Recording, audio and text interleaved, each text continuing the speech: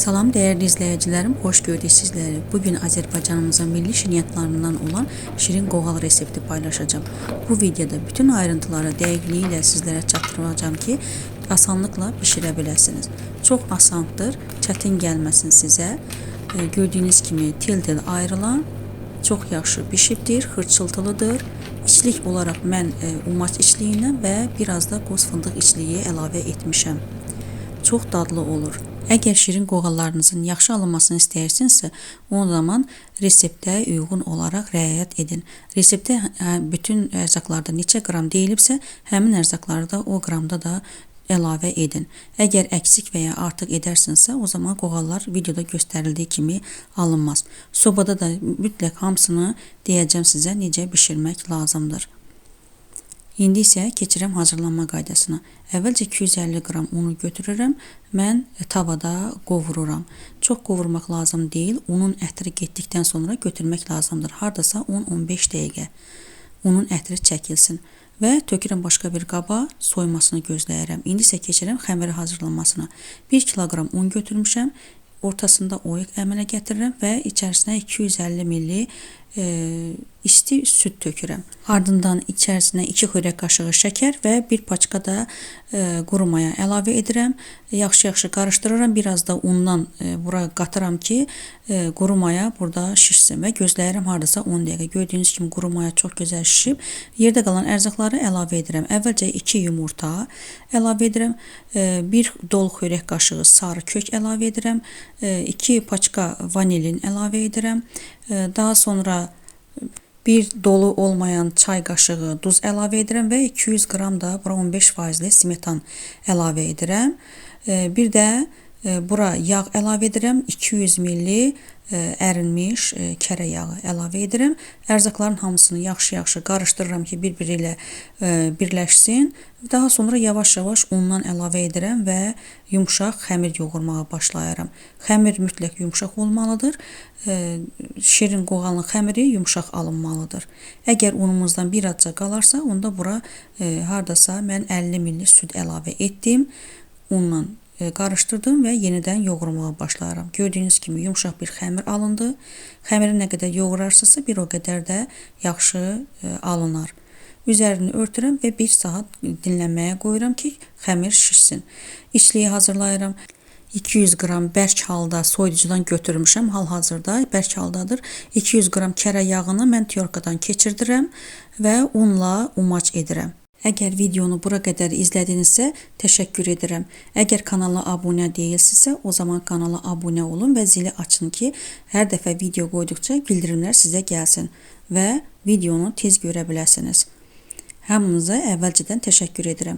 Bu şəkildə umaç etdim. Umaç edib qurtardıqdan sonra bir paçka vanilin əlavə edirəm və 250 qram da şəkər əlavə edib yaxşı-yaxşı qarışdırıram. 1 çay qaşığı da hil əlavə edirəm. Hamısını qarışdırıram bir-birinə. İçlik bu qədər hazırdır. İndi isə keçirəm xəmirinə. Xəmir artıq gördüyünüz kimi quru maya xəmiri şişirdib. Bu cürə xəmir yaxşı alınıb, çox yumşaqdır və bir neçə hissələrə bölürəm. Mən hazırladığım xəmirdən 9 ədəd kündələr alındı. Hər bir kündədə 184, 182, 183 bu qramlarda oldu. Kündələri bu şəkildə etdikdən sonra üzərini salafanla örtürəm. Hardasa 10 dəqiqə gözləyirəm.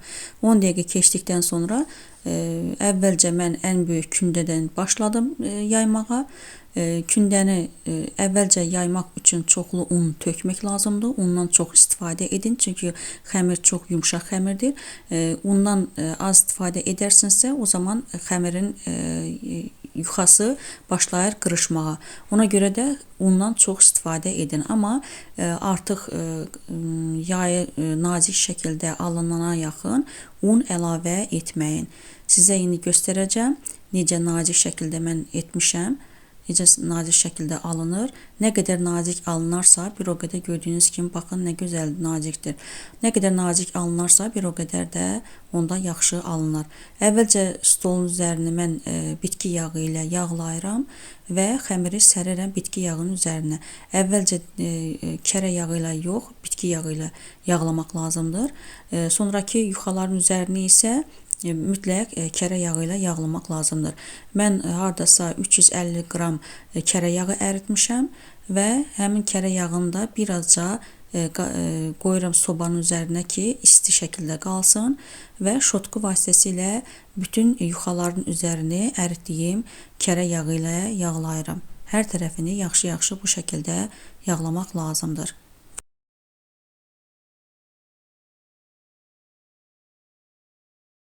Daha sonra ardıcıllıqla yuxaları bir-bir yaydıqdan sonra və qoyuram həmin yuxanın üzərinə, birinci yuxanın üzərinə. Əvvəlcə birinci yuxanın üzərinə qoyduqdan sonra birləşdirmək lazımdır. Mütləq bir tərəfini birləşdirmək lazımdır. Daha sonra digər tərəflərini dartıb uzatmaq olur yuxanı. Yəni birləşdirməsəniz dartıb uzatmaq olmaz. Hər dəfəsində altdakı yuxuya mütləq birləşdirmək lazımdır. Və ikinci yuxanı da qoyduqdan sonra üzərini yağlayıram. Yaxşı-yaxşı keçirəm yenə. İndi isə üçüncü yuxanı yaymağa. Üçüncü yuxanı da yayıram. Nazik şəkildə gördüyünüz kimi unu çox istifadə eləmişəm. Nazik şəkildə edirəm. Onu da yenə həmin bayaqki yuxaların üzərinə qoyuram. Yenə deyirəm, əvvəlcə yapışdırmaq lazımdır bir tərəfini. Daha sonra isə digər tərəfini yapışdıqdan sonra dartıb, çəkib uzatmaq olur. Bunu da hamısını yavaş bir şəkildə etmək lazımdır ki, yuxalarımız cırılmasın. Gördüyünüz kimi yuxalarımız bu şəkildə nazik-nazik olmalıdır. Əgər undan yaxşı istifadə edərsinizsə, onda nazik alınır. Hər dəfəsində də bu şəkildə yağlayırıq. Bu isə axırıncı yuxadır. Artıq məndə 9-cu yuxadır. 9-cu yuxanın, yəni axırıncı yuxanın üzərini yağlamaq lazım deyil. Bu şəkildə dartıram və hamısına bir boyda olmasını görürsünüz. Bu şəkildə dartmaq olur. Əvvəlcə bir tərəfini yapışdırandan sonra asanlıqla dartmaq olur. Yavaş bir şəkildə. Və artıq hazırdır bütün yuxalar və başlayıram kəsməyə. Mən eni 3 cm-dən istifadə etdim. Əvvəlcə xəttkeş vasitəsilə işarələr qoydum.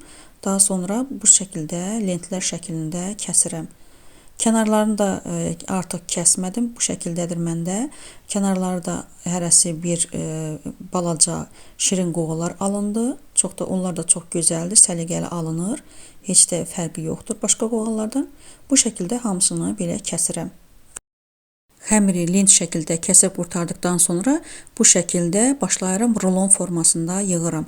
Və rulonu da yığdıqca hər dəfəsində də xəmiri uzatmaq lazımdır. Darta-darta yığmaq lazımdır. Onda həm səliqəli alınır, yəni qabaq hissədə qırışlar olmur. Görürsünüz, bax darta-darta mən yığıram. Həm də elə yığmaq lazımdır ki, kənarlarda çox kənara çıxmasın. Bu şəkildə edirəm. Səliqəli olmayan tərəfini üst hissəyə qoyuram. Səliqəli olan tərəfini isə alt hissəyə qoyub stolun üzərinə salafan örtürəm.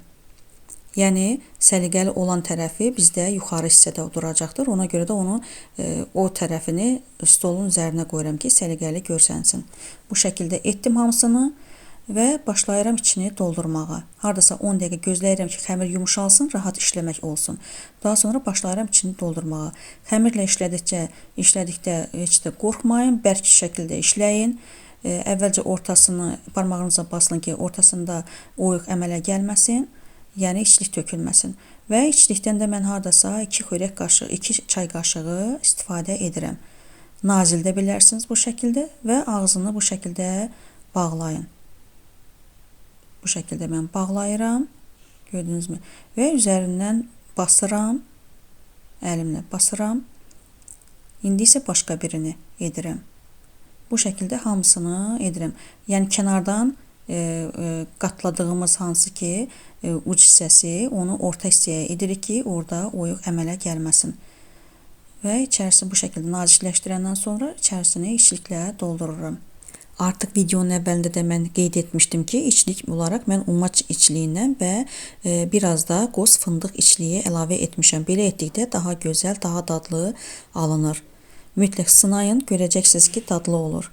İçliyi qoyduqdan sonra ağzını yaxşı bağlayıram və çöndərirəm. Üz hissəsini bu şəkildə əlimlə üzərindən bu şəkildə basıram, yastılayıram və ortasına balaca bir barmağım vasitəsilə belə edirəm ki, ortası çox qalxmasın, yəni yaxşı bişsin. Yenə həmin şəkildə yerdə qalanların hamısını bu şəkildə edirəm. Hamısını bu şəkildə içini doldurduqdan sonra üzərində örtürəm. Xəmir tam şişənə kimi, tam mayalanana kimi gözləyirəm. Yəni burada səbirli olmaq lazımdır. Nə qədər xəmir şişərsə, mayalanarsa, bir o qədər də bişdikdə tel-tel ayrılar, bir o qədər də qəşəng köpər. Bu şəkildə hamısını üzərindən əlim vasitəsilə yastılayıram və barmağımla ortasına bu şəkildə basıram ki, yaxşı alınsın.